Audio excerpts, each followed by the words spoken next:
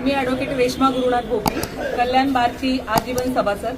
आज बदलापूरमध्ये जे 28 तारखेला जे प्रकरण झालं, मृणाल जाधव नावाच्या मुलीने आज आमच्या प्रभू श्रीरामांबद्दल जे अपशब्द आणि जे वक्तव्य आज म्हणजे बोलायलाही खूप वाईट वाटतं अशा शब्दात तिने आमच्या देवी देवतांचा अपमान केलेला आहे.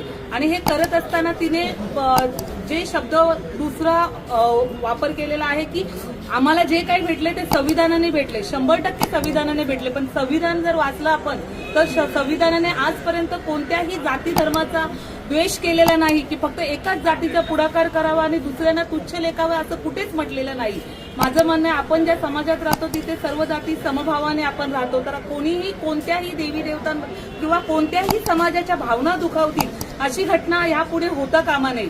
आता त्या मुलीवर तात्काळ गुन्हा तर नोंदवला, परंतु तो गुन्हा नोंदवताना ज्या गोष्टी करणं गरजेच्या होत्या, ज्या गोष्टी पाळणं गरजेच्या होत्या त्या पाळलेल्या नाहीये. त्याच्यामध्ये जे ऍडिशनल आरोपी करणं गरजेचे होते ते सुद्धा केलेलं नाहीये.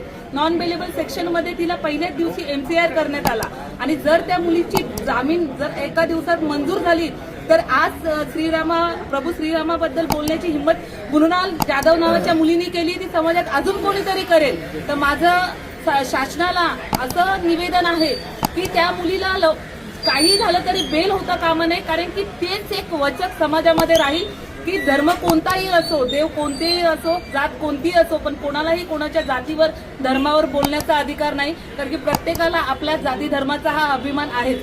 म्हणून माझं असं शासनाला निवेदन आहे की त्या मुलीला जास्तीत जास्त शिक्षा व्हावी. जय हिंद, जय महाराष्ट्र.